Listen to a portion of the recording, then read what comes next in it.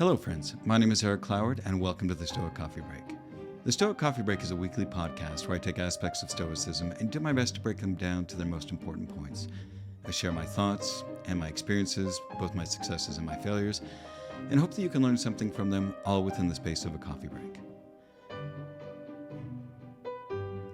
So this week's episode is an interview with Ori Halevy. Now, a couple of weeks ago, I did an episode about laughter and about finding the humorous parts of life, especially when it comes to Stoicism, because it can often be fairly serious.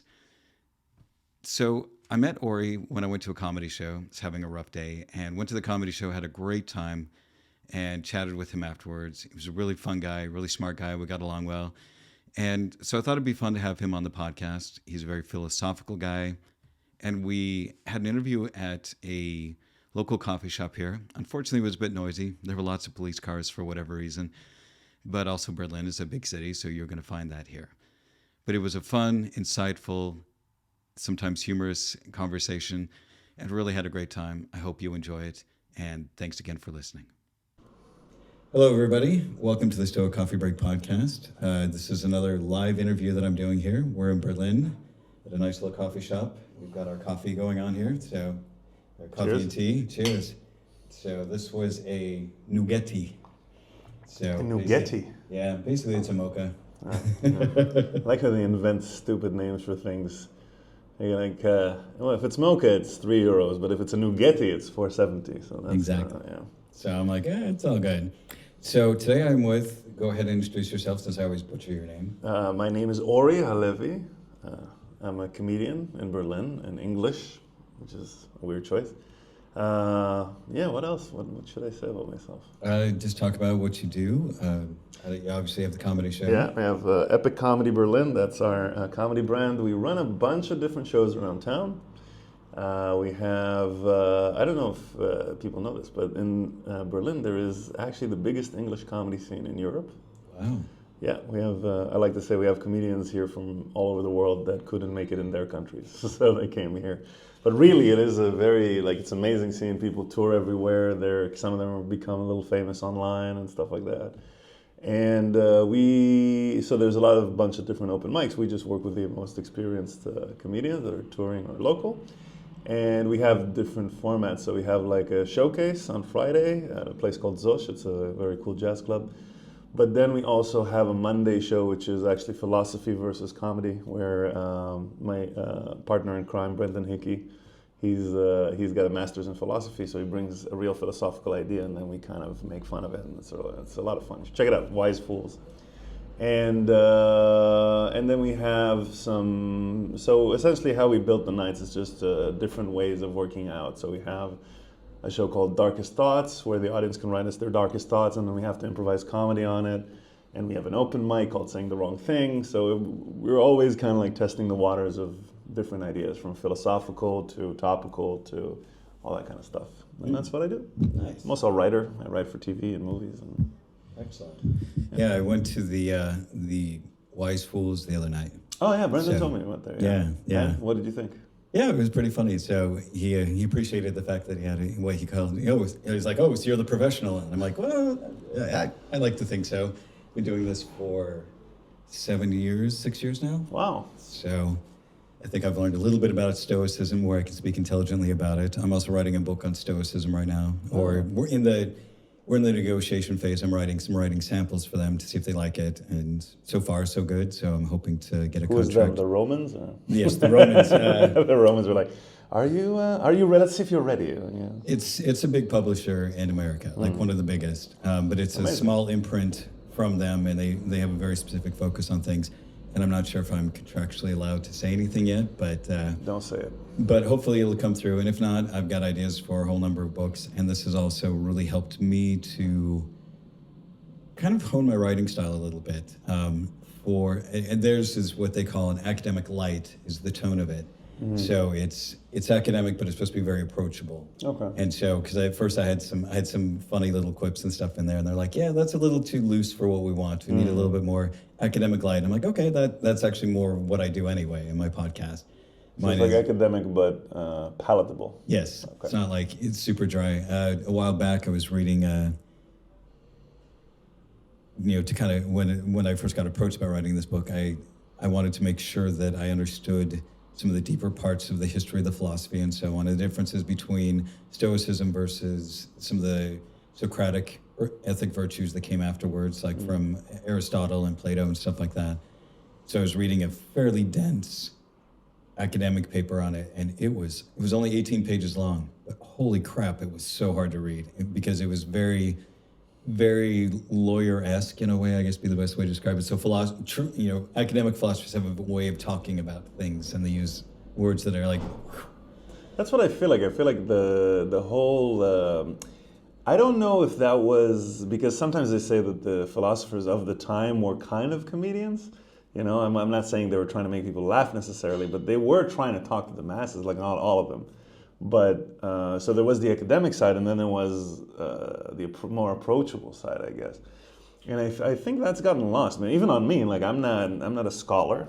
I have my own thoughts about things, but then I do feel a lot of this stuff is not approachable at all. If you try to read it, you're like, what the fuck are you talking? Can you just tell me what you mean?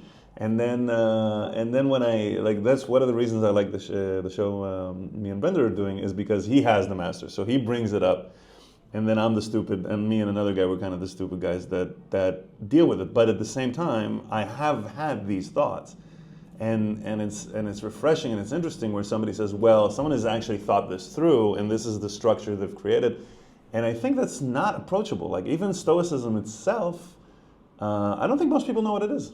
Yeah. And for me, I found luckily that Stoicism was the most approachable, even from reading, things that were directly attributed to Epictetus, because he never wrote anything down himself. But one of his students wrote it down and said, I tried to write it down as verbatim as absolutely possible. That's where we get the Endocridia. And what was the other one he did? Discourses from him or from one of his students, whereas Seneca, we have the direct writings. He actually sat down and wrote down his stuff, and then Meditations from Marcus Aurelius. But in reading all of them... That's the one I know. Yeah, and those are pretty approachable, so they did a pretty good job. They are, but not for today, I feel like. Yeah, a lot of it is, though, the language that's been handed down over time. It's kind of like the Bible, you read it, and it was written, the King James Version is the most popular English version one. In Austria and in most German-speaking countries, it's the Luther Bible is the one that Martin Luther translated. So we're talking about things that were translated into Old English back in the 1600s, and or earlier, and that's what's being used in modern day religions. So yeah, it makes it a bit less approachable because people aren't going, hey. So a lot of it is because the translated language is also very outdated. I grew up in Israel, and we had we had a class on the Bible, and it's also antiquated Hebrew, and we get it more, I guess, than the translated stuff, but it's still it's like being a kid and listening to Shakespeare. It's a weird, it's not the language you're talking. It makes it not approachable. I gotta admit, I haven't reread the Bible because in class they made it seem so boring. Yeah. That you just don't want to approach it, and I feel like philosophy is I saw this video once of a guy, and he was saying that we've lost a major part of our relief source because when we were in tribes, there was the shaman, right? And the shaman was the thinker, so that guy, he'll figure out the spiritual stuff. And I don't need to think about it at all. He's going to tell me what the gods are thinking today, and that's it. I'm not arguing with that at all. If I have any trauma, any problem, I'll just go to him. And then it grew into the bigger religions. And now we're in this age where we all think, well, not all, but a lot of us are either don't believe in religion or have stepped away from it somewhat or are complete atheists. And then we have this gaping hole. And some people are looking for philosophy, but I don't think philosophy is, now, you're doing this podcast, there's some people talking about it, et cetera, et cetera. But I feel like there's so many things that we're lost. And we could, if we had this easily approachable thing, then I would just feel like, oh, okay, this is a fear I had or a thought I had, and I didn't really think it through, but somebody's already done that. Yeah. And I think it also probably stems from some sort of I don't want anybody to tell me what to do, because if you're already not believing in religion, you're like, I don't want So you're stepping away from ideas that are already thought through sometimes. But I just feel like philosophy is like it's like a pop culture idea, but not a lot of people really interact with it. Yeah, and I fall into that category as well. So I took a philosophy class when I was in college in my 20s. Okay. And it went through some of the major philosophies. And it even though I was very big into psychology, I'd read like The Road Less Traveled by Scott Peck and other things like that, because I grew up very, very Mormon, which was very strict You grew up religion. Mormon? Yeah. Oh my God. That's why I speak German, is I went on my mission to Austria. Wow, Mormon. And you stepped away from Mormonism. I did. Wow, that's a good choice. Yes, it has been a really good choice for me. Wow. And, how long ago was that? about 20 years. 20 years. Wow. 20 years not a Mormon. Yeah. That's crazy. And have you seen Book of Mormon? I've heard it. I've listened to the musical. I started out as a musical theater major in college, so I love musicals. Oh, okay. All right. And so I listened to it. I haven't seen it yet. You should see it. It's just, yeah. fun. It's when it came to Portland, for whatever reason, I didn't go. Okay. So, but yeah, it's one I want to see. So many of the songs in there, I just laugh my ass off, because I'm just like, I could totally relate to them, because it's about missionaries and all the things in there. I'm just like, oh my God, this is hilarious. And having been in theater, like the one where the guy is singing about shove it down, like he's gay and he doesn't want to tell anybody. I was just like, man, I knew so many kids who were, and some of them obviously didn't come out. In the theater thing, or were there Mormons that studied with you? Yeah. Wow. Yeah, and one of them is, he's actually incredibly successful. He didn't come out until later on, but we all kind of knew. Okay. But nobody cared in my high school. We were all I came from fairly affluent high school, and we really didn't care. One, because he was just an amazing guy, and everybody just adored him. He was just a great person, and so even though most of us had an inkling that he probably was, it was like, we don't want to know. We didn't ask. Don't ask, don't tell, because if it did come out, we knew that it would cause problems. Sure. So nobody really wanted to know, because we didn't care, and two, it would just cause more trouble than it was worth. Yeah. And so when we finally did come out, I sent him a note. This was years later, and I just said, hey, just want to let you know. Was it a physical note? No. I sent him an email, and I just said, hey, just want to let you know, found out about you finally coming out, and I just want to say, I love you and support you, and and I want you to find your happiness, and I hope that you find somebody who's worthy of you. That's cool. And he was just like, thank you so much for your support. That's awesome. And I'm like, you've always been a great person. This doesn't change my opinion of you one iota, because you are who you are. Yeah. And he's incredibly successful in the musical theater world. And yeah, so I love watching his career rise up, and he's a pretty amazing person. But for me, it was just always, that was one of the main reasons. Becoming more and more gay as it goes along. Starting from Mormonism and becoming the gayest person on the planet. So, yeah, but I think a lot of it though was because that was one of the things that I disliked the church's stand on, because it's like he didn't choose to be this way. Sure. He would love to be your normal straight person, but he's not. And I know that he's not making a choice to be gay like a lot of people think he can. I'm like, no. That to me is that's always I've said like the one of the reasons like Jews support not secular Jews at least support gays is because they're the front line at this point. Like if they go against the gays, we're next. So we'll support that movement as much as we can. But yeah, you can see it. Like it's this idea which is counter to philosophy in a way, I guess, or it's just picking one and like saying it's just the idea of like there's a certain way to live your life, and if you don't do that, blah blah blah blah blah. Yeah. So back to the whole kind of approachable philosophy thing. Like I said, when I was in college, I took the class, and it didn't ever really click for me. It's like, okay, that's kind of cool. It just seemed like it was something that was going to be way over my head, and so I think that maybe I approached it in a way like, oh, this is just going to be way too heady for me. I'm not smart enough to understand this. And so when I stumbled into Stoicism, because I didn't even know it was a philosophy, I just knew the term Stoic, like most people do, like somebody's Stoic and they're non-emotional. And Tim Ferriss mentioned on his podcast, he said, there's this book that changed my life. And Tim reads a ton. I don't know if you follow his podcast, but he's an interesting guy. But he was just like, this book changed my life. And I was like, okay, if Tim reads that many books, and this is one where he says this is one of the best books out there and it changed my life, okay, maybe I should give it a read. Right. And the title of it was A Guide to the Good Life, The Art of Stoic Joy. And I thought, Stoic Joy, okay, there's a little bit of a paradox there, at least in my mind. Okay, that sounds interesting. I got to read this. And ordered the book, read it through the first time, and there were plenty of moments of like, oh, that's pretty good. But I'm like, it didn't really sink in. And so I got the audiobook, and then when I was going to and from work every day, I would listen to it for about 20 minutes. And I kept having these light bulb moments of like, oh my God. Oh, just like, oh my God, okay, that I did, then I've been looking at the world like this, and it's really more like this. Or if I look at it like this, things are a lot clearer and make a lot more sense. And so for me, Stoicism is such an approachable philosophy because its whole goal is how to live a good life. So while when you break down a lot of the concepts, they feel counterintuitive, but they are understandable. And the principles themselves are fairly simple in many ways, but just like most things, even if it's simple, doesn't mean it's easy. Yeah. So it's a simple idea, but like, what do you control and what you can't control? Well, you can control the way that you think about things, your perspective, your thoughts, so on, and the choices you make and the actions you take. That's it. Yeah.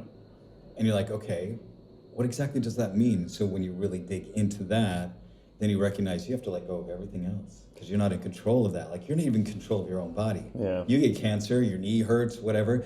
You can control what you do about it, but you can't control your body in the way that you would want to. You would want to say like, well, I never want to get cancer. Or I always want to have a six-pack or anything like that. What you can control are the choices you make. Like if you eat too many hamburgers, you're going to put on some fat. If you drink, Sure. if you drink too much whiskey, you're going to ruin your liver. Those kind of things. I just have a joke where I was talking about looking at things from other people's perspective, and I just slowly go like from people who are like against you, and it just makes your life easier. And then I said, well, if you have cancer, look at it from the cancer perspective. This is like, hey, I'm level 4, and all his friends are like, you're killing it. Like I feel comedy a lot of the times is that like it takes the approach of like, here are not only dangerous thoughts, but here's a way to like make them flexible, and I feel like it helps just deal with life.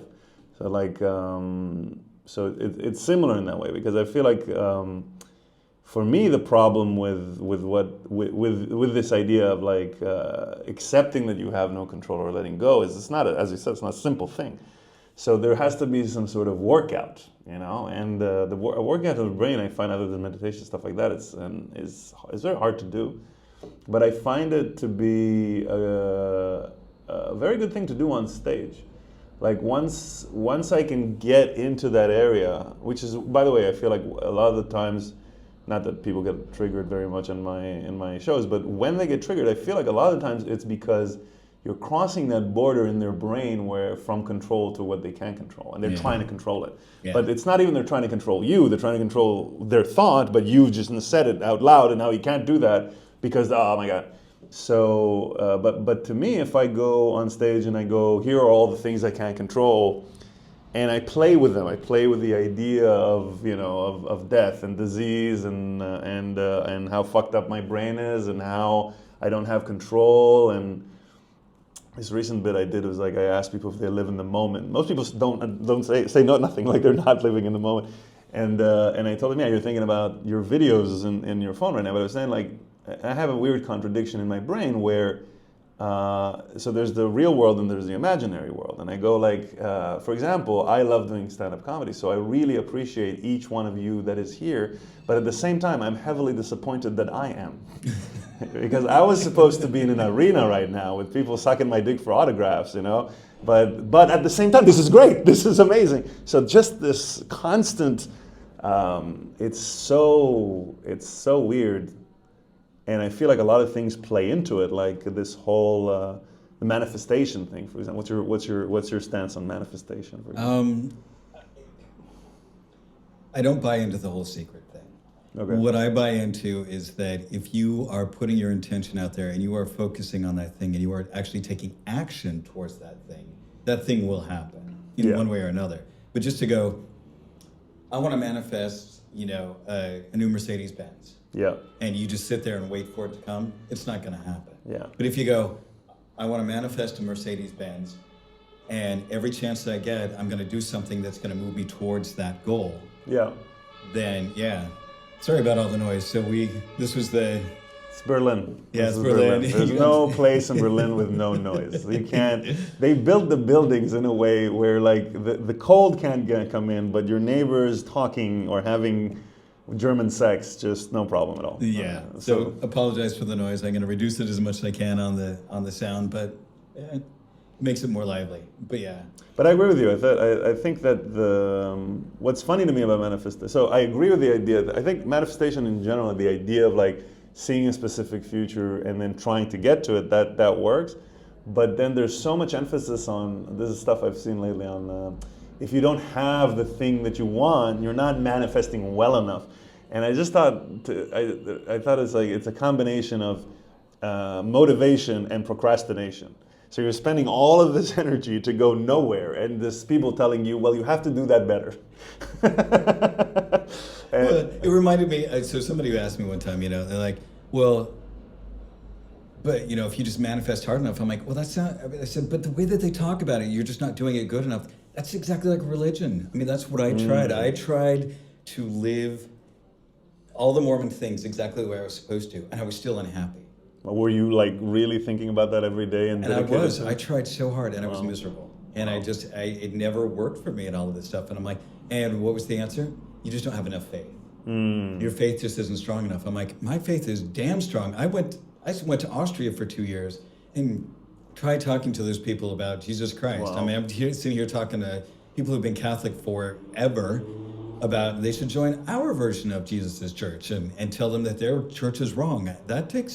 That's a lot of hard work. And so I'm like, I'm really trying to do these things. And so for me, what really did it for me was after trying so hard and feeling like I was a big failure with this, my ex-wife left the church and was just like, I'm not going anymore. It doesn't work for me. And she had joined the church later in life. And then after a few months, she was, she's like, you can go if you want, don't care. But I'm like, I went a couple of times. I'm like, what? I'd rather be out cycling. So I'm an avid cyclist, and so I would go out riding on Sundays. And then a few months later, she gave me a book. It was called Leaving the Saints by this gal named Martha Beck. She's a big-time life coach now. Her father was the chief apologist for the church for like 50 years. Okay. And he had a PhD, and so he was a master of like twisting things around. And so she wrote a book about her journey leaving the church. And I learned a lot about the church's dirty laundry and stuff that they had covered up for a long time. That was documented, was legit, like it was fully researched, fully vetted. So she's like, this is the real deal. I've done all the research on this, and the church even acknowledges these things. And there was enough things in there where I recognized that Joseph Smith was a con man and a pedophile and made up the whole thing. And I went, okay, this was all bullshit. I can leave. And I physically felt lighter. Like I remember I was reading the book and I read that and I read some stuff on there and I was just like, I put the book down and I just stood up and I was like, I can leave in good conscience because I tried and it's all bullshit. And I felt like this, I described to people, those big statues on Easter Island, the big long-nosed guys. I felt like I had one of those on my shoulders and I just shrugged it off. And I had to look around because I physically felt lighter, like I was floating off the ground. I'm like, okay, I'm not floating. Okay, it just feels like I'm floating. It was just this giant relief. And I was like, okay.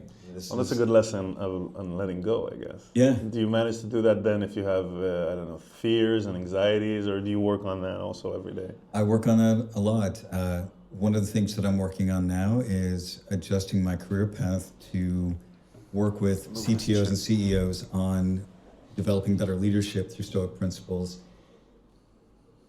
Adjust their thinking, making decisions in uncertainty, building good teams, building a good culture within a company. Because if you can do that, then you can be much more successful. Your team will be happier, you will be happier, and it makes your work environment so much more fun to be in. And Can you give me an example, like of something? Yeah. Very simply put, a lot of people think that if you're the manager, you're the boss, that you have to control everything. And that's the worst way to work. And every team that I've been on where the manager came in and was like, hey, by the way, my job is to serve you. My job is to be here to get everything out of the way so that you can do your job. I hired you because you're smart enough, and I will let you do your job. I'm not going to interfere because I'm too busy doing other things, and I need you to step up and do your job because that's what I hired you for. So a lot of autonomy, clear communication, clear setting of expectations or negotiation of expectations. Just things like that. That's kind of like how my parents raised me, by the way. Yeah. They were like, we trust you, don't do, please just, if you stay out late, call us, da da da da da. And it was a sneaky trick because at the end of the day, you rebel less. You're like, well, I have all these freedoms, so I guess I should be a little, responsible. Yeah, and most people, you give them, as they say, you give them the rope to hang themselves. If you give people autonomy and you say, hey, I need this done by this time and I need the quality to be like this, be wise about your time and I'll let you go do your job. Yeah. And you don't micromanage people. You trust your people and you have the integrity to be trustworthy. So a lot of people think that if they have a sucky team, it's because they have bad team members. And sometimes that's the case. But usually it's the leader. Interesting. If the leader is not a good leader, the team is you can have great people on the team and it's going to suck and it's going to fall apart. Yeah, I get that. But if you have a great leader, you can have weak people on the team and they usually will rise to the occasion because they trust that person, they admire that person, they want to please that person, so they want to do good work because they feel like they're part of that team. And I found that when I was on teams that way, we got so much work done. And I enjoyed going to work. Like when I was getting divorced, it was really hard. I was just in a bad place mentally, which happens during divorce.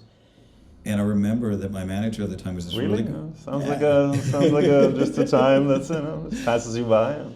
But my manager at the time was this really great guy. Walk in the park.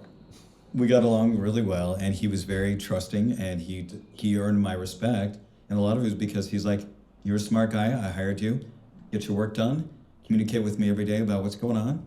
Just let me know what's happening, and let's just get this stuff done." And because he trusted me, and I learned to respect him a lot. And so I actually, work was my safe place because home was really hard right then. And so going into work was like, I can go into work and I don't have to worry about crap. I don't because my job was a good job to go into. Sure. It was a good place for me to be. So mentally I could fall apart at work if I needed to. And my boss was like, yeah, I understand you're going through a rough time. It's all good. Just keep doing what you're doing. If you need to take a long lunch and go for a walk, whatever, just take care of yourself. And so that made it so that it was, like if your home life sucked and your work sucked, you just feel like life's just a giant pile of shit. Sure. So if you have at least one of those that's a good place to be, then you can deal with the harder things at home. And so I think that a lot of people miss that. And so, so a lot of it for me is transitioning into this coaching of helping CEOs and CTOs of how to develop good leadership, which therefore, when you lead well, then you can lead good teams, which makes the work environment so much better for everybody else. Everybody's more productive because they're not just trying to put their time in, they're trying to get stuff done because they have the same vision that you have. But then sometimes people don't step up. Like I remember when I do because I've been writing for TV and stuff many years, and I show running teams. And that's pretty much my attitude. I'm like, look, you guys are here for your own reasons, and you're creative people. This is the show. I'm going to give you the guidelines, and we're going to work on this together. Just do your stuff. And some people, which are talented, and you they want to be there, but they're just not stepping up. And that's where I don't micromanage ever, but that's where I used to get frustrated because then you have to start asking yourself, what is the motivation? Mm-hmm. If you don't want to fire them, okay, if you don't want to go to I'm either firing you or I'm going to yell at you, or I don't want to use any of these tools, then that's always an issue of how do you find what motivates that person, and how do you also keep the balance? Because I feel there's always this balance of what are the things that will either motivate you versus what are the things that will annoy you or make you want to not do the thing that you're, Yeah. So that's a tough one, I feel like.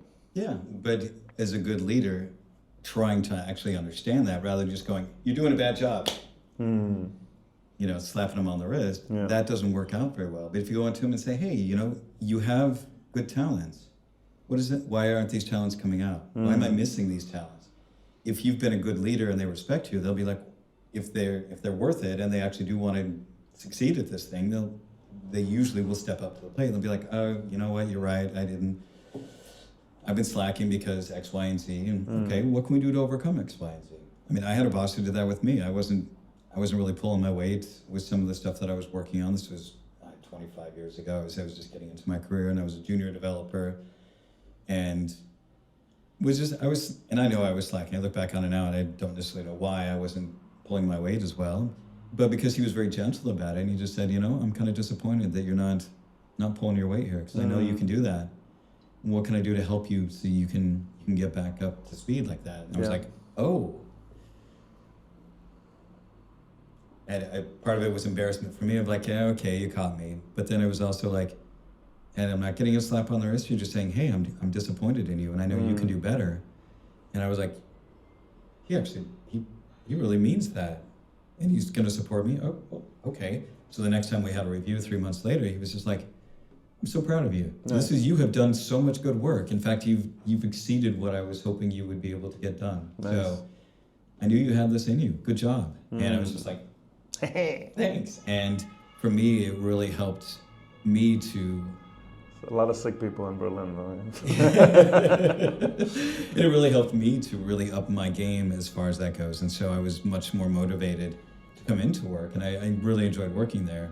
The only reason I left that was because we didn't want to live in Minnesota anymore. You know what I found weird about German ambulances? Mm-hmm. It seems to me that they have and anywhere I've been to the world, these are the strongest sirens. This is where we're hearing them, and it seems to me that it's a combination of wanting to help and show off, and just be like, we got to get somewhere, but also I'm helping people. Oh my God, look at me! So that's every time I was just like, oh my God. I'm a doctor. Whatever. Anyway, sorry. Yeah, I had to comment on it. Of course, because you're a comedian. And because it interrupted the sound, so I got to say something. Yeah. Here we go again. All right. There seem to be a lot of those around here. So I don't know if there's... That's what I'm saying. They're, no, actually, you know what? I think it's actually police. And I'll tell you what, speaking about stoicism, or solutions that are, you know what I've found that Berlin policemen do, which I've never seen anywhere. If you do anything out of order that the police is called for, so instead of like being very, violent or whatever, getting the guns out, they get 10 people on it. So I've seen a drunk guy being kicked out of the bar wanting to come in, surrounded by 10 police officers. And the thing is, it just immediately works on your psyche. There is no way that you're misbehaving. It doesn't matter how drunk you are, there is no way you're misbehaving when there's 10 police officers around you. And they solve issues like that. It's amazing. So every time there's a minor thing, there's like a busload of cops just driving there. And things get solved really easily. Yeah, I'm sure. Also, they're hot, by the way. That's another. That's true. If you see the billboards as well, they photograph them, but also you can just see it. They're hot because that's another psychological trick. You're gonna get less into conflict with people you're trying to. It's just something they do here. Learn, America, again. Exactly. We don't need to shoot everybody. Exactly. Just get hot-looking people, and a lot of them. That's all you want. Exactly. Yeah. And then the police will get better reputation. Exactly. Yeah. So. But then, how is that directly connected to Stoicism? Would you say what you just said about the leadership role? I think a lot of it has to do. Obviously, Marcus Aurelius was a fantastic example of leadership. About trying to. He was the most powerful man in the world at that time, and yet he was trying to always improve himself, to be humble. He talks about, when you get up in the morning, you're going to deal with people who are greedy, who are selfish, who are ignorant, who are loud, who are, all these things about them. And he's like, and the reason that they're this way is just, they don't know good from evil, and it's your job to help try and instruct them. And I was just like, that's a pretty good statement coming from the emperor, who could just say, off with your head, and they would do it. So he could just be like, yeah, you're annoying me today, go kill this guy. And everybody be like, okay, you said so, Emperor, let's go do this thing. But have you ever seen The Tudors, the show, the TV show? I watched 1 or 2 episodes with my ex-partners. It's a fantastic, I don't know how it holds up now in terms of the quality of the design and everything, because it was at the time where like TV dramas were, like, it was the golden age, but they still didn't have the budget. But I thought it was a fantastic show, and that is the example of the opposite of that leadership. This guy was so volatile. Yeah. And that was what was fascinating about it. It's amazing that I think we don't associate childish behavior or emotional behavior or all that kind of stuff to leaders. You know, if you look at Trump, I guess you can just see it on him, but the words that he's saying is like, no, this is all rooted in very smart strategical. But no, you're just a big baby, and you just want to control everything, and it's interesting. Like you never look at, and I think it is hard once you're in a leadership position to not lose yourself in it. Yeah. Yeah, well, like they say, absolute power corrupts absolutely. And Marcus Aurelius is a fantastic example of not letting that happen. Mm-hmm. And so I think Stoicism, because it focuses on there are only four... Except all the slavery. Yeah, yes, there was, yeah, true. There was slavery, wars, and other things going on. Yeah, I mean, there was only so much he could do, but... Or realize. Yeah, but there was also, like the Stoics, they talk about the only good is to develop virtue. And that's, courage, wisdom, temperance, and justice. That's it. Like everything else is neither good nor bad. And Aristotle also believed that wealth, beauty, and health were also virtues that you should aspire to. Beauty? The Stoics, yeah. How do you aspire to beauty? I don't know. That's what I was kind of wondering. I'm like, well, either you're pretty or you're not. I mean, yes, you can trim your beard a little more, or do your hair or whatever, but big coming from him. Yeah. All right. But the thing was, but the Stoics broke with that tradition. They just said no. It's like those are indifferents. Like if you are rich, and you don't, you need to do all the virtues because then you could be either rich or poor, and you're still happy. Mm. You could be either in good health or bad health, and you're still happy. You could be beautiful or you could be ugly, and you're still happy. Doesn't matter. Those things are. It's nice. They're nice to have. It's nice to be rich. It's nice to be healthy. It's nice to be good looking, but it doesn't. In order to live a virtuous life, you don't have to have those things. So there's a bit of Buddhism there as well. I think like there was this when we were in India. We had this driver, a Buddhist driver, and he took us to this awful place called Spiti Valley. Which, if you go to India, unless you like a lot of rocks everywhere, I wouldn't suggest you go. But he drove us this. It was like an 8-hour drive or something like that, and horrible. Like we were suffering the whole way through. And he stopped once. He went to this little outside temple, and he was always smiling, always like. And that's his job. He's just a driver, I mean, not to belittle drivers, but I'm saying his whole job is to just drive from point A to point B. And then we got to the place we were finally getting to, and he was like, he was going to sleep where the drivers sleep. And we were like, no, we're going to pay for your room. And he was like, no, I don't want it. I want my thing. And I was like, I appreciate that, because, yeah, he found his own way to be happy, and he seemed super happy the whole time. And that takes real like inner discipline to be like, this is my thing I like, this is what I'm doing, and I'm not going to sway from the way that I do these things because it might cause me pain probably, like, which is interesting. I'm an anxious person myself. I have anxiety like my whole life, and I've been dealing with it with different tools and therapy and stuff like that. And I think one of the main things in anxiety, also because I have ADHD, so it's like a combination of like my shrink calls it. It's like there's, how in creativity they say it's the magic what if. Right, but that's also the cursed what if you look at it from the anxiety perspective, because everything could be bad, right? So recently I've broken it down to like, are you trying, as you said before, are you trying to make things not happen, or do you trust yourself, if things happen, you'll be able to handle them? And I think that's a very strong distinction, and there's a problem there, which is I think trust.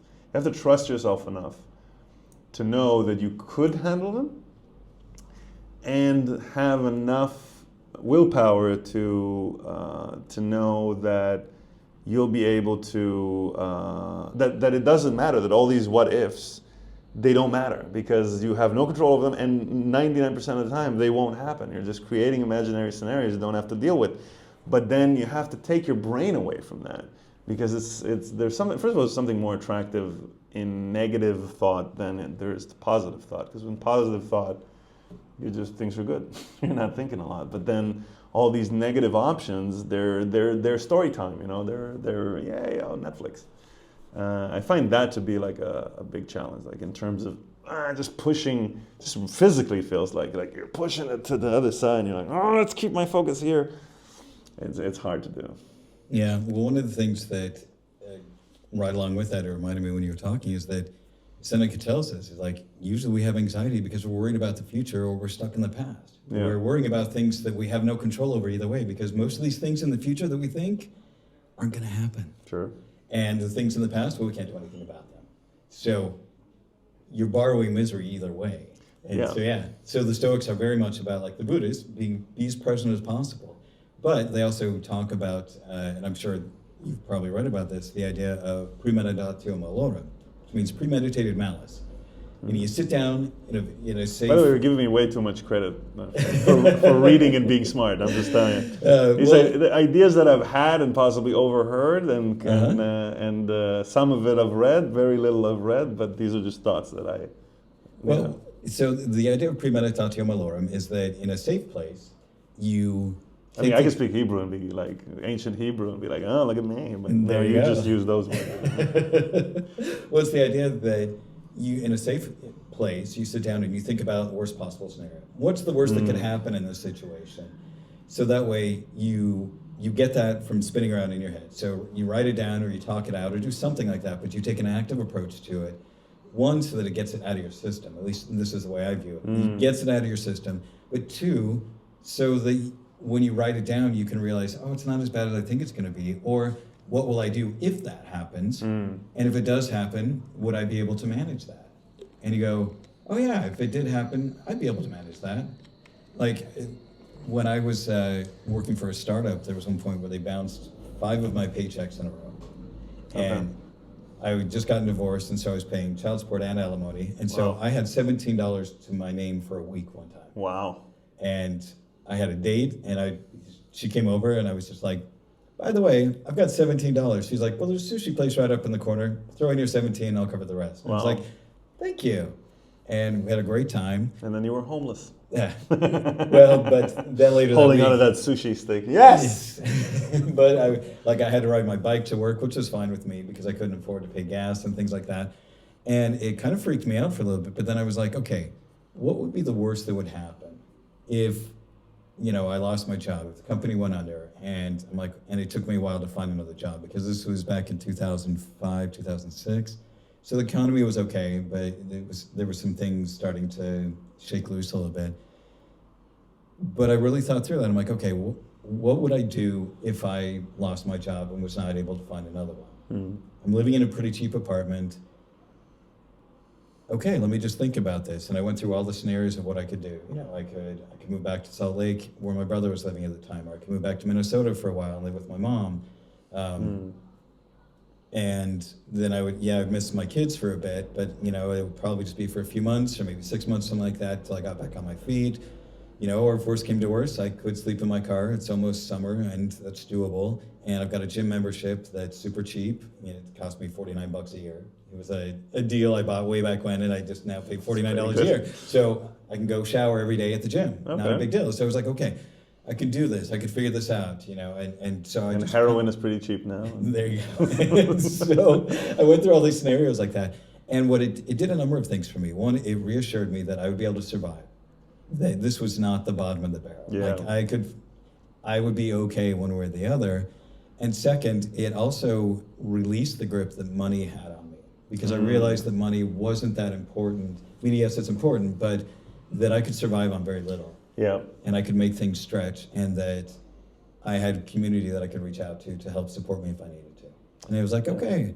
And so that, by going through that, and then later on when I found out about Stoicism, I went, I've done this before in a very important time in my life. And yes, this is incredibly helpful, and it relieved a lot of that anxiety for me.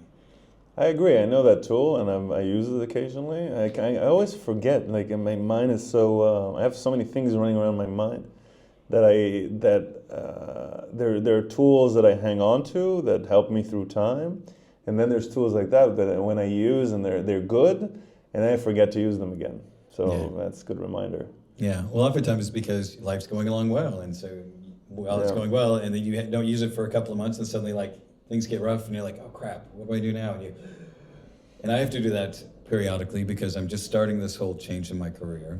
And there are times when I'm like super anxious about it, and I look at my bank account and go, okay, I've got money, I can last for a while, but I need to start But bringing you could in always money. use more on Patreon, huh? This room is costing money. Exactly. But things like that where I go, you know, I need to start getting out there. I need to start doing these things. I'm doing all the planning right now and figuring out, you know, what is it that I'm going to teach? How am I going to help these people? How do I make sure that I communicate my message Nice. in a way that they understand this is really important? And thinking about how to do that, because my like one example that I found, I'm taking a course right now on how to basically create a mastermind and or like a hybrid type of mastermind / course and bring people into those kind of things. And it's expensive, but it's really incredible for me because it changes my mindset dramatically. So my career for the most part has been me being brought problems and bringing the tools that I have to bear to solve those. So I know how to program all of these computers, I know how to do all of these things, I have a lot of domain knowledge in certain areas, but I have all these tools that I know how to apply to problems that people bring to me. I'm not really good at going out and figuring out this is the problem this domain is having and chunking it down in a way that, or communicating it into a way, this is your problem, I will help you solve that.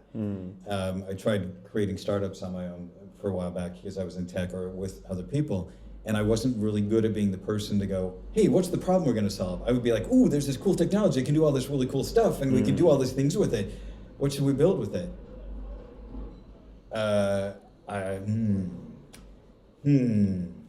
So I needed somebody to bring a problem to me, and then I could help them solve that. Yeah. And so now it's going out and figuring out what people's problems are, or asking them and understanding that, and getting in their mindset, and then communicating that to them. And so that's been a big shift for me, and now I'm starting to be able to see that. And it was something that I wasn't very good at before.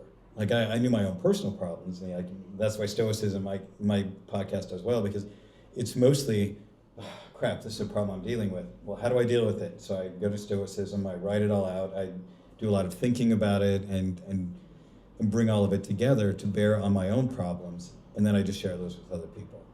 And so that's basically how my podcast has worked. Yeah. But to go out of where my problems are and to help find other people's problems and show them, hey, you've got a problem here, let me help you with that. That's something that's new for me. And so it's something I'm learning. What kind of problems are you looking for? I mean, when you're talking about their problems, you're talking about life problems, or talking about tech problems? What are you talking about? Mostly life problems. This is, again, the leadership thing. It's like, what are the problems that the leaders are really running into? You know, and I'm going, well, you have all these tools and they'll help you to be a better leader. Okay, but what's the problem that they have that they need to be a better leader? Or how do you explain to them, okay, you think you're a good leader, but you actually have this problem, and I'm here to help you solve this problem. And so... Not a bad reality show as well. Yeah. So, like I said, I'm better when people just bring me a problem and go, hey, I've got a problem, and I've got all these tools that I can bring to bear and help you solve them. So, Well, I can tell you as a comedian, it's like, first of all, I've been, I think, my whole life just wanting to be an artist and a writer, et cetera, and then I do morning pages, and I just go through my own psyche and soul or whatever, and then as I've become a comedian from it, like I've been doing it for over 10 years now, it's like there is this thing where you sit at home, you take something, and then you bring it out. And then they laugh when they identify, when they don't laugh when they don't identify. And then you slowly like start this process of like this circular process where you start to identify, but there is, for me, the laughter is a key. So you're just like, I bring something out and then I see where they are. And that a lot of the times echoes to me what's happening. How much of what I'm going through is actually echoing through everyone. And there's also this everyone thing, because as a comedian, you're trying to get the room. So there's going to be one or two people who are never going to be with you because they're whatever. But I mean, it's fine. But I hate them. But you see, that's an identification thing. So that echoes a lot of the times what you see other people's problems are. So just even generic tools can come of that can help you assess what the problem is. Like let's say if you go to do a corporate gig, and you want to laugh at certain people. You're going to see who they're going to tell you can and cannot, for example. Or you say something about the boss, because you don't care, and everybody's like, and you're like, oh, okay, this guy's a narcissist. It's like, but also there's just this echoing thing where I like to use that, like, there's a risk to it. The risk is you're going to bomb. The risk is you're going to be the guy who said it and nobody is identifying with it. And it becomes a risk once you divulge the fact that you are a flawed individual. Like, I have a bit about being insecure. I say, like, I'm an insecure person. A lot of the times, so I say this to an audience, and I go, a lot of times I feel maybe I'm not smart enough, I'm not funny enough, I'm not attractive enough, but I also know that I'm better than all of you. So I don't know how that works in one brain. And they're laughing and they're offended at the same time. Mm-hmm. And I see that they're laughing, and I go like, and some of you are thinking, I'm better than you, and we have the same problem. You see, this is exactly what's happening here. So that's one of the reasons I love comedy. It's exactly that, because you don't feel alone in your own little, I don't know, there's something there about echoing, about identifying the problems that are there, because the more you're able to touch those things, the more it resonates through the room. Yeah. And you see that everybody has like similar issues. But I think, to me, like what you said before about don't put your mind in the future, don't put your mind in the past, those are very clear instructions, but they've, maybe because of the repetitiveness of them, have become vague. Yeah. So what I try to do is, if I like what you said now, the tool of like saying, all right, just write it down, I try to find within the veins of, within those, looking for a word that escaped me, never mind, within that field of saying don't look in the past, I'm trying to go, what's the muscle? What's the muscle of not looking in the past? How do I strengthen that muscle? And then how do I talk about that? And how do I remind myself while I'm talking about it? So I had a set yesterday where I was saying I've been having a panic attack for 4 days or 5 days because of a thing that happened to me, and I'm aware of it, and I'm functioning, and so I just started talking about it and just getting all this stuff out. When does anxiety come from? And blah, blah, blah, blah, blah, blah, blah, blah. And just kind of, and everybody like identified with it, and just letting it out just made me feel better, and just making fun of myself for being afraid of imaginary scenarios. It's ridiculous. Yeah. Well, and that's a good way, I think, of being present is, and a way to practice presence when you're getting stuck in the past, is to vent it out like that. And that's why it's important to have community. And that's why oftentimes there's always the joke of, when your female partner comes to you and it's just like, throws all these things out on you. As a guy, our first instinct is we got to fix it, because that's how most of us have been raised. We got to fix the thing. Our only value comes from what we can do. And so the first thing that, any good marriage coach will tell you is ask if she wants it solved or if she wants you to listen. Yeah. And you should listen anyway. Yeah. Obviously. So you should practice active. It'd be harder to solve if you don't listen. Exactly. Yeah. But, oftentimes we just need to vent about the thing. And so for me, oftentimes my writing is that way. Writing an episode is that way, because I'm struggling with something. And so I sit down, I just be like, and go through, and then I get done with it and go, okay, it's not such a big thing. I took all of that and I put it out of my head. And sometimes my journals are just that way. I'm just like, I'm feeling anxious today, and I just write about what's going on in my head. And just getting it out of my head somehow deflates some of that energy that it has. And it takes by putting it down there, it makes it a little more real, so I can actually look at it. So it's not just spinning around in my head and ruminating on that. So that's really helpful. Like you were talking about doing morning pages. That's kind of what this is sometimes. And for me, I find that by letting it out, it pulls you into the present and takes something from the past, but you're talking about it with your friend, with yourself, whatever, right now. And for me, that's a bit of grounding as well. Also, meditation is something that I do from time to time that's very helpful. Yeah, meditation really helps. Yeah, and for me, a lot of the reason why meditation helped me become much more present-minded, I did this exercise about 3 years ago where I meditated for 60 minutes for 60 days in a row, every day. And it was hard. It was one of the hardest things I've ever done. Sure. And I got it from, what's his name? Totally blanking on his name. He's BC. I'll remember it at some other point. But he had done that. One of his mentors is like, hey, you really need to do this. And he's like, why? And he's like, because I'm telling you, you need to do this. I know you, trust me on this. And he's like, okay, I'll do that. And he did it. And he was like, after that 60 days, it was like my base level of anxiety dropped dramatically. It's like by doing that, I became so much more aware of how my mind thought. So I could be aware of my own thinking at any time, far better than I had been before. But he goes, but also just that 60 minutes for 60 days allowed my brain to process all of the backlog of things that had just been spinning in the back. Interesting. And it finally brought them to the front, and I could notice them, be like, oh, well, that's an interesting thought. I haven't thought about that for a while in this thing. And it was like he was able to just kind of work through and get rid of all of these things. So I did that, and I found that after that I was better able to look at my own thinking at any moment and realize all the stuff that was going along. Yeah, all the clutter that was happening. And so I could just kind of stick my head up and go, okay, that's going on. Wow, there's a lot of things spinning around in here. And just be aware of it. Yeah. And just that basic awareness then helped me in many ways to recognize what was going on and what was causing some of that feeling, because our emotions are caused by our thinking. You know, if we're worrying about something, it's going to cause some anxiety. But if you're aware of it, it's easier to do something about it. And for me, I have this little practice that I do. I call it nudging, which is very simple. It's not edging, but nudging. And it's rather than trying to just change my mood on a dime, like I'm feeling anxious, I don't want to feel anxious, so I'm going to try and do everything I can to get over here, because our minds aren't very good at shifting that quickly.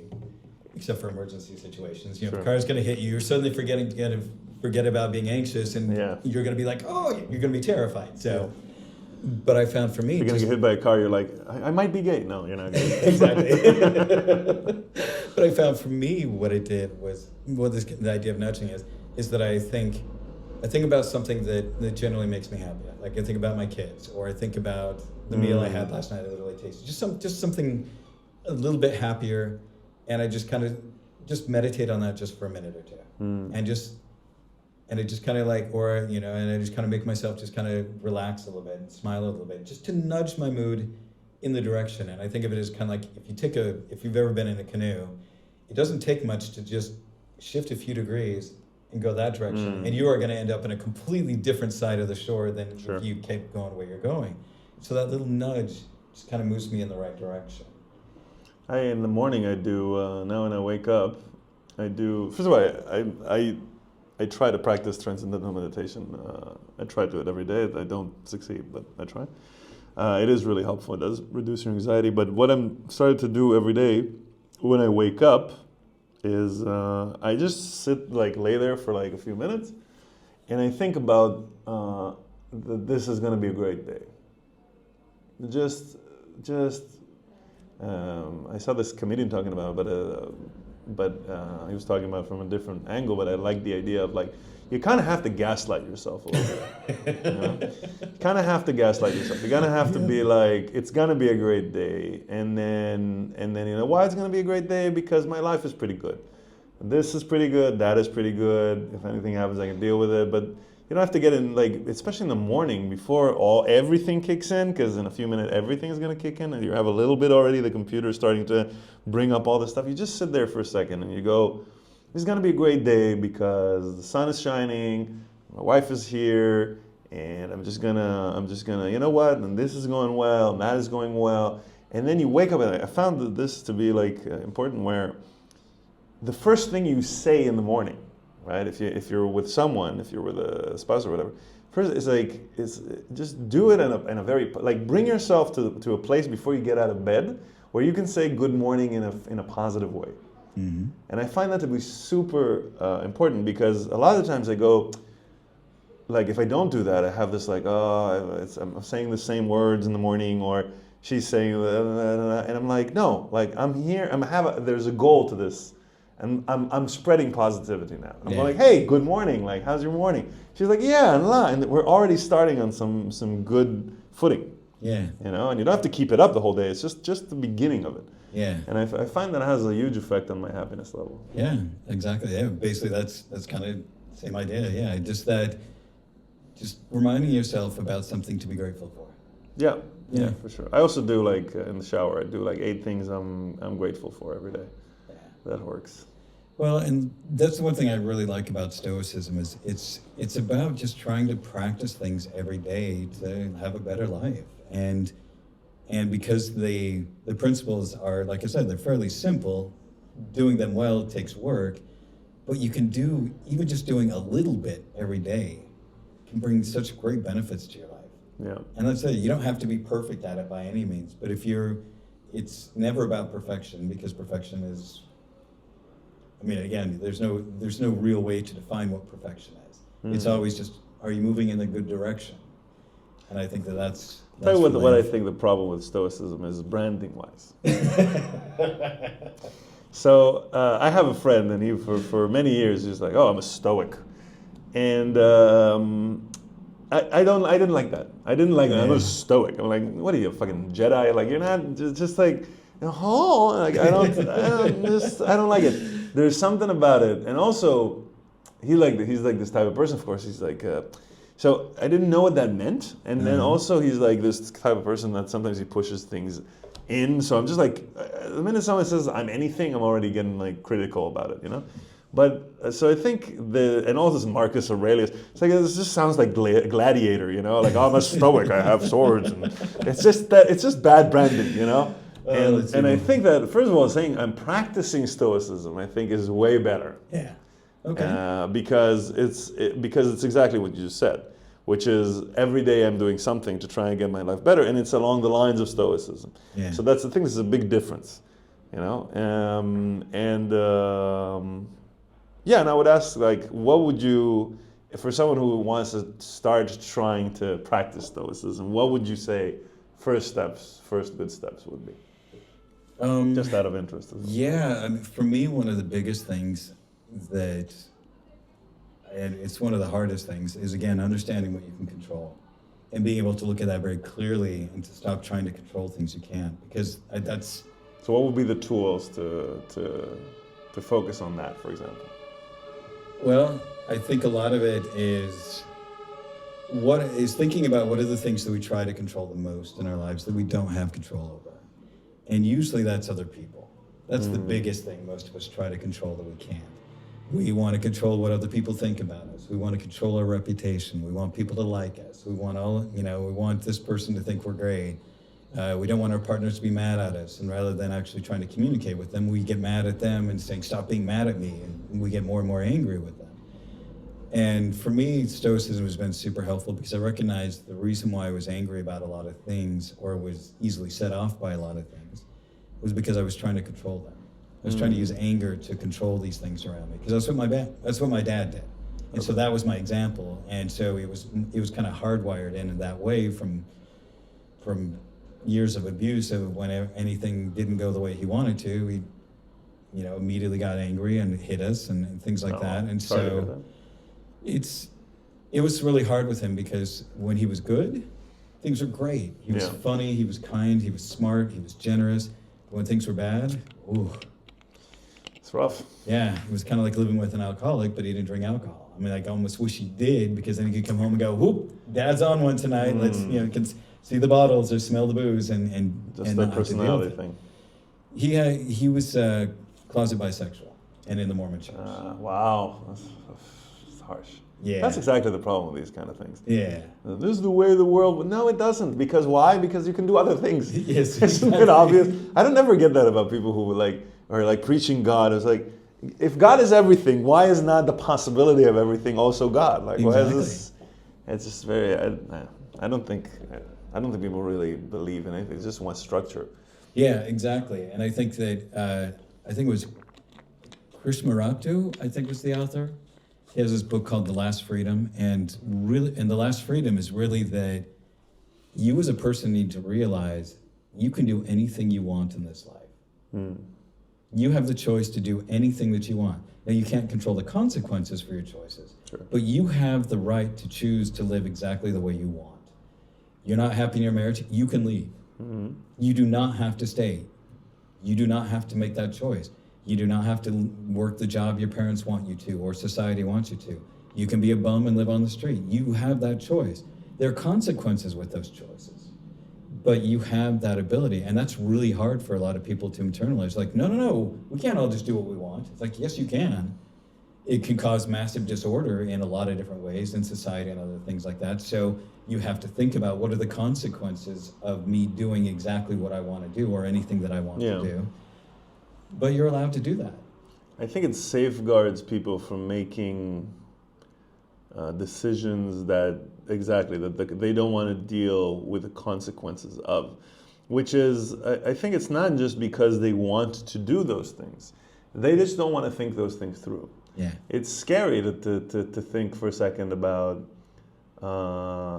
anything, about like what would happen if I was to, like, for example, even like things that we're already doing. I have this whole bit I'm working on with politicians and stuff like that. So everybody complains about them. What would you do if they disappeared? Would you do their job? Do you even know what they're doing? They are the wolves, we are the sheep, because we've elected them to be the wolves. We want to sit here, we just want to go Netflix. That's what we want to do, But the point of it is, like, we don't even want to know. It's the same thing why we're angry with vegans, because vegans are telling us things that we know that we don't want to know. Yeah. But if the book says eating meat is fine, then I don't have to listen to the voices in my head talking about morality at all, because the book says this is moral, and I don't want to think about it. Because I know on some level it's not moral, it doesn't sit well with what I perceive morality to be, but I am an amoral person in those respects, but I don't want to admit it to myself. Yeah. And that solves that entire problem. Yeah. And I feel like a lot of kind of rules do that for people, and there's comfort in that. There's comfort in that. Yeah, absolutely. And I had somebody ask me one time or they posted a thing on Reddit saying, what's the difference between Stoicism and a religion?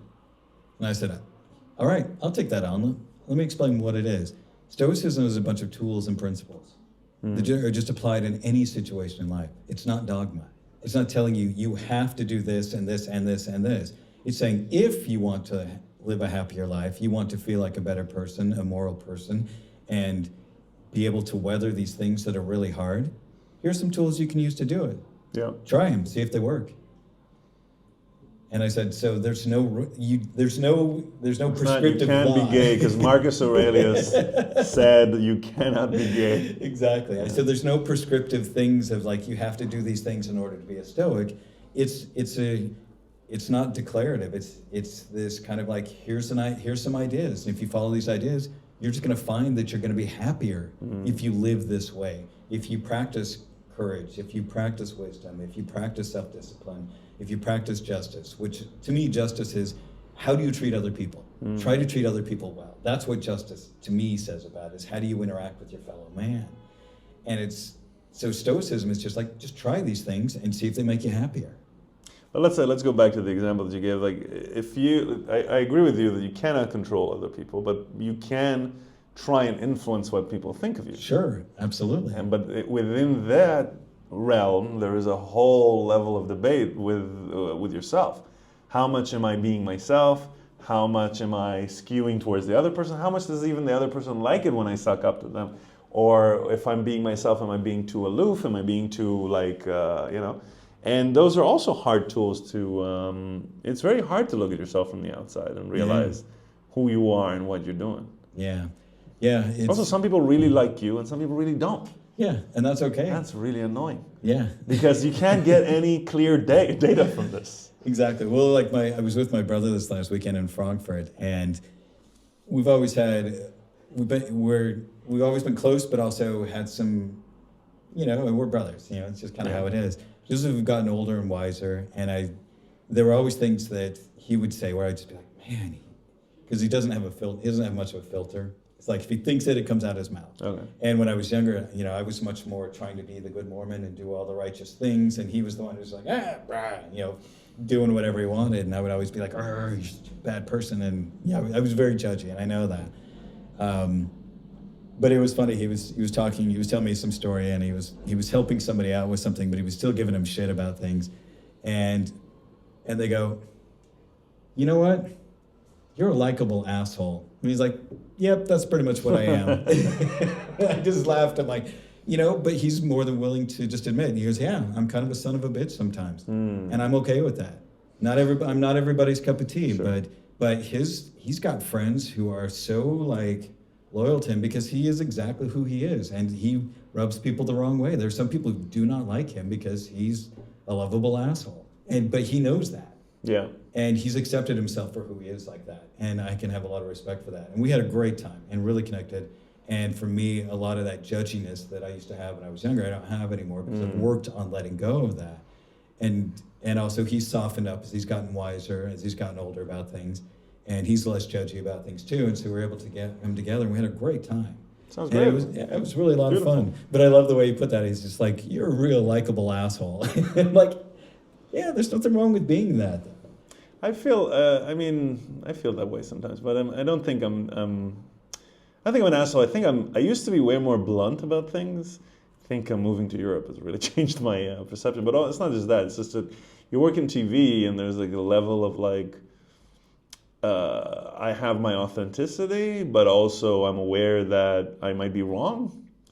And at the same time, I have to get along with all these people that I wouldn't necessarily hang out with. And yet I don't want to betray myself. So it's always this kind of weird, I think recently what I've realized is if I want to say something, I will say it because I have this compulsion. I cannot not say what I perceive to be true.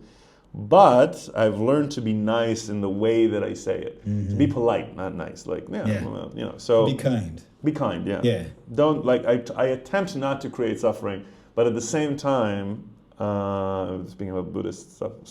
But at the same time, I want to be authentic. I want to be real. It's not that this person must know my opinion about them. That's not the issue. But the issue is like, if there is an opinion I want to express, not necessarily about the person, but generally, then I would like to express it because I feel like I'm entitled to it, but I feel like this is who I am and this is what I see and this is what I would like to do. And I try to wrap it in such a way that my point will come across. I don't feel on the inside that I oppressed myself on one hand, and on the other hand that I didn't really cause any harm or pain unless the situation calls for some conflict. Yeah. So recently I'm trying to get better at actually add conflict and realizing the conflict is not the worst thing in the world. It's pretty good actually. Sometimes it's necessary. Exactly. So I'm trying to get better at that, ironically, from Israel, but which I think probably is part of the problem anyway. But yeah, there is this for me there's this constant and when people look at me on the side, I think, for example, if on stage I'm likable. I think people identify with me. Like I talk about a lot of dark stuff, but I will say it in a way that will include people rather than exclude. I'm not trying to shock anybody. Yeah. I'm not trying to say something dark. Because I look at it from a perspective of exactly what we've talked about. Like there's dark shit in the world. This is just life, and if we don't make fun of it, we don't bring light to the situation, then we're just going to suffer.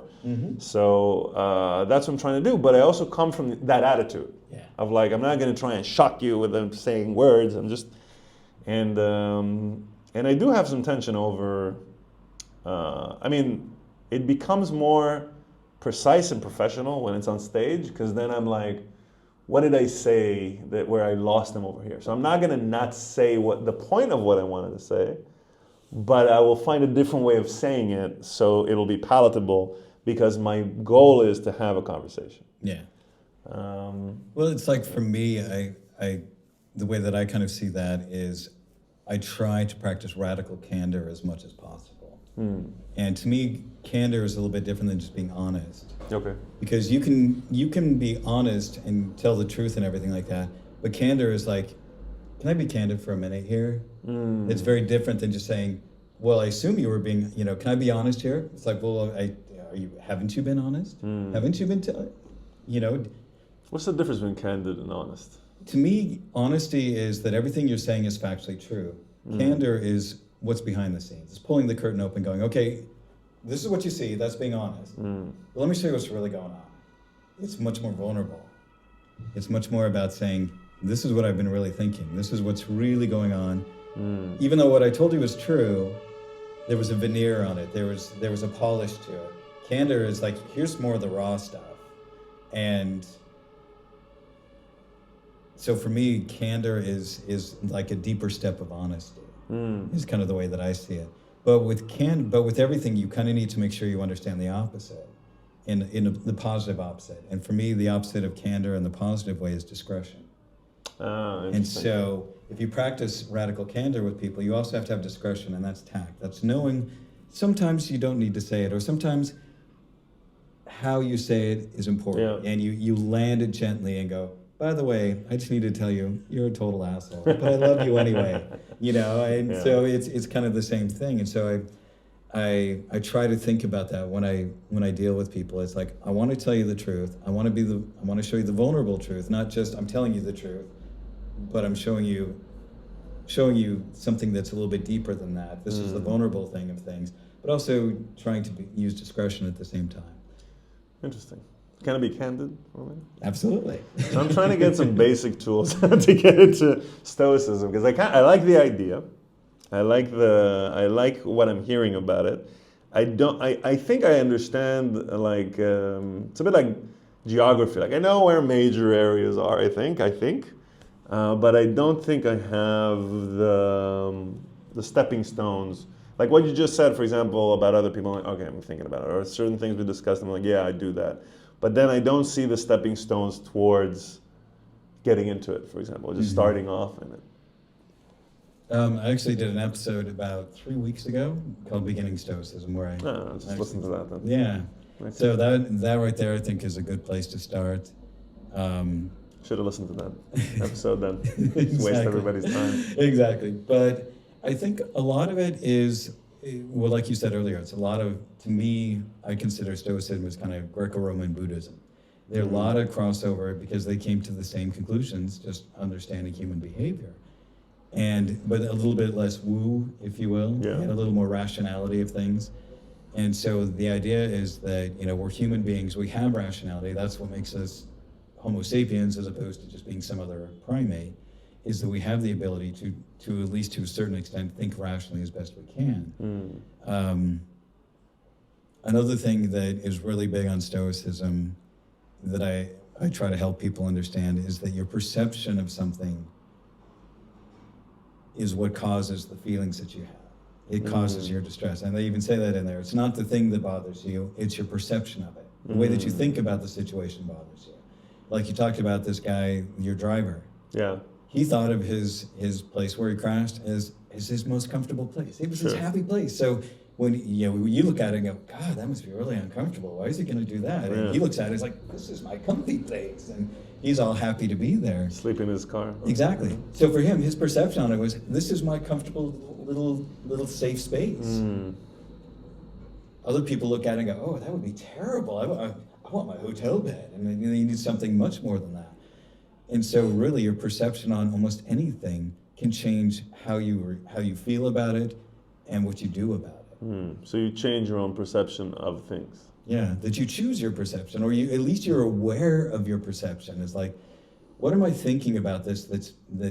What's the story that I'm telling myself about this situation? Like if somebody came up to you on the street, a simple thing of perception. You have two people who are trying to get to work and they miss the bus. One guy gets mad and he's flipping the bus driver off and he's all sorts of pissed off about it, because he missed the bus and the bus driver continued on. And we've all had situations like that. Sure. His coworker is standing there and he just looks at it and goes like, okay, whatever. Just smiles about it, goes, sits down on the bench and starts looking around. He's like, wow, it's kind of a nice day today. And this is okay. And he's like, hey, that's 15 more minutes. I get to chill out before I get to work. Same situation. And so there you understand that they're different perceptions on what it really meant. Yeah.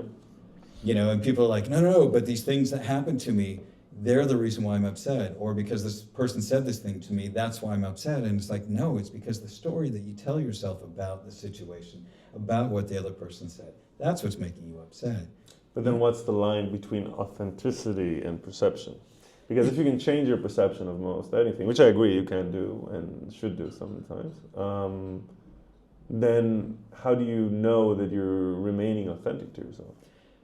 It's not about necessarily having to change your perception because you can keep it.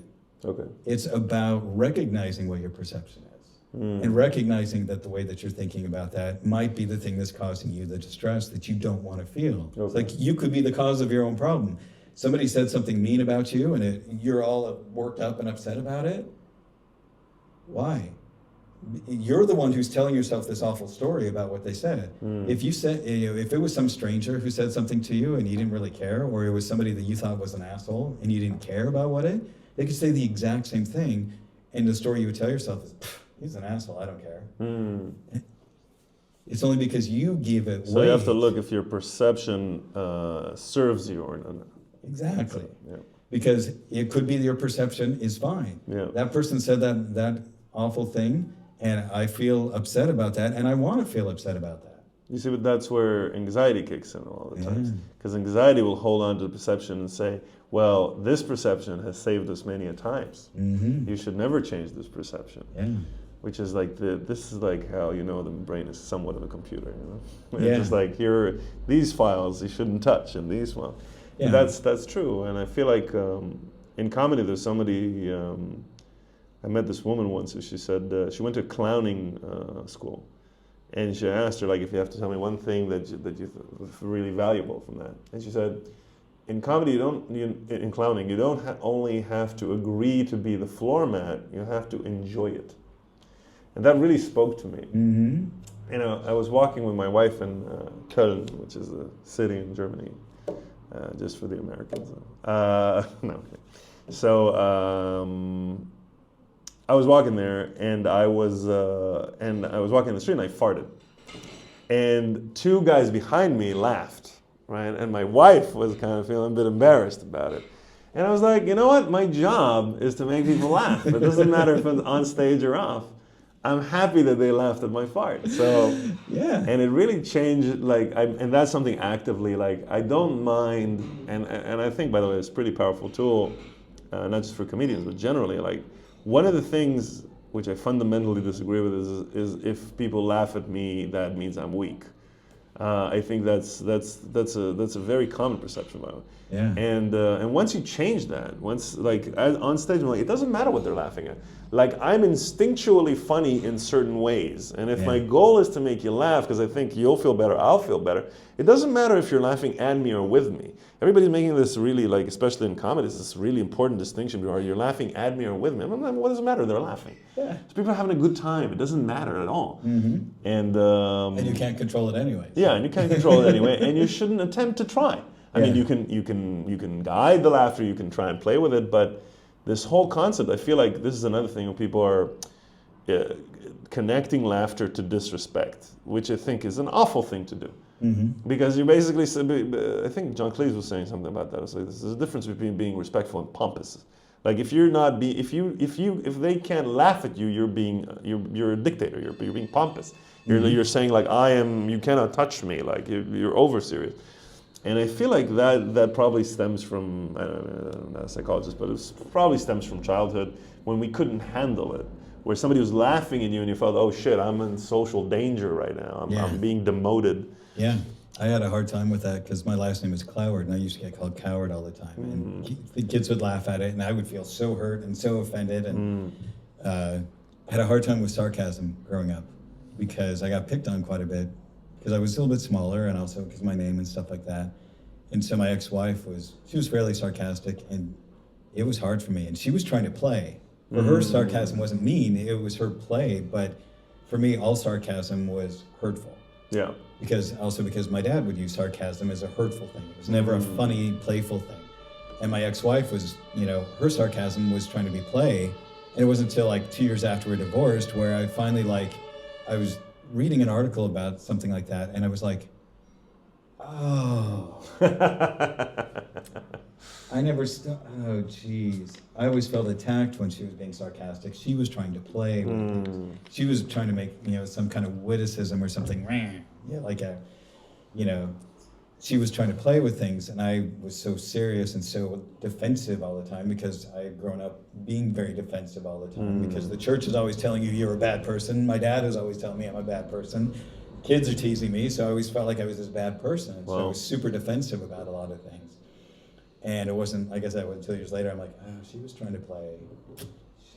That happened to me here with. First of all, I had this image of you, and like if you need a image for your podcast, you should have like a yourself and kind of like a I don't know what the body language is, but something like. But you have an S for stoicism, like like a shitty Superman. You know what I mean? Like you're dealing with it not because of your brawn but you're dealing with it in a way through stoicism. I don't know if you ask ChatGPT to render you one. There you go. That's not bad. Yeah, exactly. But what was I saying? When I got here, so Israel, we don't really have banter. Mm-hmm. We laugh at each other. We laugh a lot, like in Israel, because Jews, we deal with tragedy through laughter. But we don't have banter. Like we don't pick at each other. And when I came here and I met all these British people and the Irish people and Australians and everybody's like, I felt attacked in the beginning. Didn't understand what's going on. It's like it's just people being critical of me, what's happening. And because I hang out with comics a lot, and then somebody made it clear to me at some point. I think it was Brendan actually, my partner from the shows, Epic Comedy Berlin. Check him out online. We got a website. Come see. So he told me that. He was like, "Well, you're being a little bitch," essentially. So I was like, "Oh, okay, they're doing something else." Yeah. And then I asked him, "What is banter?" And then I realized what banter is. I'm saying, "Oh, okay." And there is this one comic in the scene here. He's a young comic, and his name is Yunus. He's a funny guy. But when I started getting into this banter thing and started to shit up people as well, he's such a guy that you can tell him anything, and he's just like he laughs at himself. He takes it, he finds it funny, and then he laughs at himself. Yeah. And you're like, this is the best punching bag I've ever had. Yeah. But also, he's enjoying it. Yeah. So, it also kind of like, there's a limit of how much you can do it. Yeah. Because you're like, all right. But at the same time, it's fun because this guy's enjoying the situation. And then even if he's not that good yet at punching you back, it creates this nice feeling for everybody. Exactly. And I realized, that's what you need to do. You need to kind of accept the fact that you're a piece of shit like everybody else and allow them to point that out. And also not take it very seriously. Like there's something about comedy, like I can say, you're ugly, right? Now, nobody means that you're ugly, but you are also ugly. Everybody's also all of these things. Yeah. And that's, I think, like if you grab onto that idea, then you start to get fucked up. If you're like, oh, am I ugly? You go home and just let it go. Just let it be. Or am I dumb? Or yes, you're also, but it just doesn't matter. Yeah, and that's where, again, he had a great perspective on things. His perspective was anybody can make fun of him, and he could choose to be offended or not. Yeah. And he chose he wouldn't be offended. He would laugh along with them because there's a little bit of truth in it, and that's okay. Yeah. Yeah. And sadly now he's dead. No, he's not. He's not dead. But I hope if he hears this, he'll laugh at this. Yeah. It's very interesting. Yeah. So, I really appreciate our conversation on this. I've been enjoying looking at stoicism like through the comedic lens of things and just being able to laugh at the ridiculousness of life. And the episode that I had a couple of weeks ago, it was, talking about laughter and stoicism, and it was inspired because I came to your comedy show. I was having a crappy day. I was just in this kind of sour mood, and I couldn't shake it for whatever reason. I was just having a really rough time with it, and I was trying to work on the podcast episode for that week. It was a Sunday, and I was just like not able to shake this mood. And so I'm like, let's just go out for the evening. So I looked on Meetup, saw the comedy show, and I'm like, comedy, there we go. That's what I need. And just going to that and laughing for 2 hours. And I sat next to this really cool German couple that had just been walking by. Oh. And who's the other comedian? I forgot his name. Pratik. Just said, hey, we've got a comedy show in English, and it's 7:30, and so they're like, oh, like how you did the accent there. Yeah, and so that's fine. So they were like, oh, okay, and they were really nice, and we didn't. Yeah, we're like, okay, they might come back, and they showed up, and I sat next to them. That's amazing when people do that. Yeah, we sat next to him, and we were all laughing. We were having a great time, and I chatted with him for quite a while, and we were all just. I mean, it was a small crowd. I think there were only like 10 people, but it was a great crowd. Everybody was having so much fun. We were all laughing and filling the room, and you guys were great. And it just set my mood for that whole week. The next week just felt so much better and so much lighter. I'm glad to hear that, man. Just squashed that sour mood. And so I had to write that episode. I'm like, this is what I'm going to do. And wrote that episode. And It was pretty well received, and I really liked it because I'm just like, Stoicism, everybody always thinks it's all so serious and all this stuff. And I'm pretty serious on there because I'm trying to talk about how to approach hard things in your life. Yeah. But here's another way to approach hard things in your life. Learn to laugh about them. I gotta say, for me, when I go to the show and I do the same, like I perform, I feel the same way. Like I just saw today, Facebook likes to remind you how old you are. So it's like 7 years ago you've written this, and I was like, I literally wrote today, like 7 years ago today, I had a really shitty day, but then I had a great show, and the show trumped the day.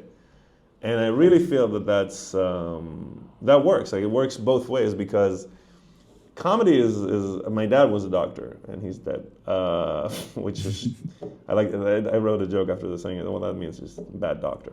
It's the one thing you're not supposed to do. Anyway, so what he used to say is, like, any patient that will come into his to his practice and is smiling will 100% of the time get over anything that any problem they have quicker than people who are not. And when he used to call me, he used to ask me, he used to say on the phone, I can't hear you smiling. And I have on my phone every day at 5:30, I have a reminder to smile. And the show that I'm doing, the hour that I'm practicing, where you came was our little lab where we're practicing our like longer sets. So I called it, for now at least, it's called Laughing Matters, because I do think that it just lightens your whole existence.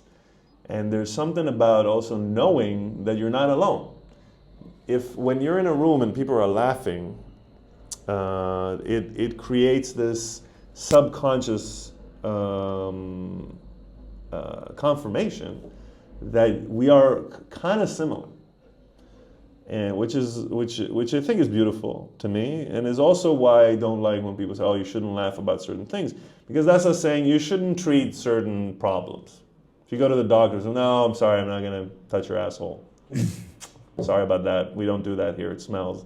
It's not a popular thing to do. So no, you should go everywhere and laugh about everything, because what you're trying to do, unless you're an asshole, but then that's not funny. Being like a real asshole, that's not funny. But if you're really trying to get in somewhere that's dark and deep, then that will make you feel lighter about yourself.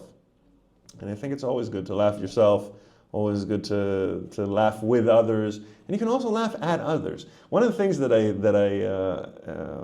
I mean, there's a border there between being an asshole and being exactly like comedians are shitting on each other. It's like, I was thinking about it. Why do I love stupid reality shows? Me and my wife, we watch Temptation Island. We love that show. It's such a good show, and there was no one there, at least from season 2, but also season 1. But let's say that has not understood what the format is, why they're there, and what the benefit of everybody involved in is. But it is so much fun for that. Like, they get the Instagram followers and the money. We get to judge other people and go, look at their relationship, it sucks. and the producers get to go, oh, I like this money that comes in from royalties. That's what everybody gets to do. And that's fine. And I think that we should allow comedy to seep into as many parts of our lives as possible. Agreed. That's what I think. It's like the old philosopher said, you should be seeking eudaimonia, which means a good spirit. I like that. Probably had to do with wine. Yeah. Sometimes wine does put you in a good spirit. A good spirit for a good spirit. And also, even though this is something I've been working with recently, there is a level of like apologeticness, but it's not real. It's not real. So the standards people have, which I feel like this is not to say that I am as a comic don't want always to be better and the best comedian, because that's absolutely what I want. But I also feel like people just, even not a comedy show, just laugh from just anything. Like, we have weird standards about our own fun. Mm-hmm. You know what I mean? Like, oh, I'm not gonna laugh at it. Why? Like, this is the new bit I'm working on, where I go like, why is that even there? And then I do something stupid. I go like, cookie. And on some level, as the kid inside you knows that's hilarious. There's something hilarious about it. There's something funny about stupid shit that there's no reason to laugh at. But we're just sitting there going, no, say something political. Because we've created this barrier between what it is okay to laugh at as adults and what it is to laugh at as children. And I think that barrier needs to slowly dissipate. Yeah. Because that's what you want. That's what really, when you go to comedy, that's what you want, really. So, of course, it's my job as a comedian to get you there, but it's also helpful if you let go a little bit, which is, I think, why people take certain drugs, probably. But that's what I'm saying. That there is, if I had to say two things, is those things. Like, let comedy seep into anything, and also just laugh from stupid shit. Because why the fuck not? Yeah, life is just full of it, and so you can either amor fati means to love your fate. So you to love your fate. Fate.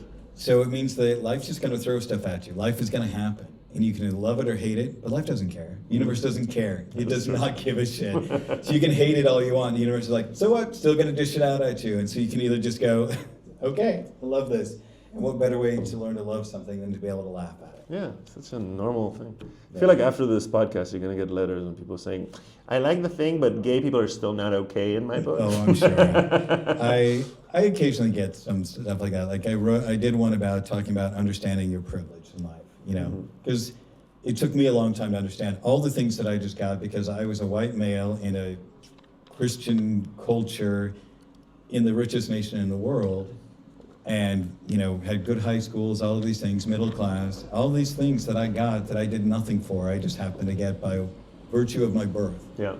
And I just talked about it, just saying, hey, there's nothing wrong with having privileges. Just know that you have them, understand them, and so you don't judge other people because they're not like you, because they didn't get the same things that you got. And do what you can to help those who don't. That's it. I wasn't super preachy. It was just saying, understand your situation. Understand that you got lucky. Or maybe you didn't get lucky, but you probably got luckier than somebody else. Because there's always somebody lower than you who got worse things. And I got a couple of emails on that. How dare you? And and you're going off on this political woke agenda and all this stuff. And I said, that's not it at all. You missed the whole point. Plus, you're not being very stoic if you're writing into me being so nasty because something offended you. You chose to be offended. Sure. And then the other one was, I mentioned during the middle of the pandemic, there was one where I was talking in my podcast, and I said, with this going on, if you go out and you are, not wearing a mask and you aren't getting a vaccine, your behavior is being selfish because you're not taking into account how you're affecting other people. Sure. So I got some nasty emails about that. Of course. Same kind of thing. Anything that's political, people will respond immediately from their, especially Americans, I gotta say, from their, no, this is the left and this is the right, and if you said this and I'm actually from there, just shut up. Yeah. Well, I think it's getting time for us to wrap this up because I know you have some plans for the evening, and my MacBook is just about to run out of power. So look at that! Even your MacBook is like, shut the fuck up. No, it's been a great conversation. So I've really enjoyed having you on here. Thank you. Thank you so much, and thanks for coming to the comedy show as well. Yeah, it was a lot of fun. Like I said, it really reset my mood, and the last couple of weeks have just been better just because of that. I don't know what I was so sour about or what it was bothering me, but I remember waking up Monday and it just felt better. Wow, glad to hear that, man. Really, that's when you say that, it fills me up with joy. So. Yeah. All right. So that's it for today's show. I really appreciate Ori being on here, and thank you for having me. Fun. Thank you. So, and don't forget to laugh because life is a joke. It's true. Are you going to have my Instagram on there? Yeah. I will put some ways to contact Ori in the show notes of the podcast episode, so make sure you follow him on Instagram. It'd be really great. It's either Epic Comedy Berlin or Big Old Jew with a D. Yep. That's it. And thank you very much. I really thoroughly enjoyed this. Yeah, me too, man. Yeah. All right. Bye, everybody. Bye. And that's the end of this week's Stoic Coffee Break. I hope you enjoyed this interview with Ori as much as I enjoyed it. He was a really fun person, very warm, very thoughtful, and just really good time overall. As always, be kind to yourself, be kind to others, and thanks for listening. I also want to remind you that you can follow me on different social medias. I'm on Instagram at stoic.coffee, as well as Threads at stoic.coffee, and Twitter and LinkedIn and Facebook at just Stoic Coffee. All right. Thanks again for listening.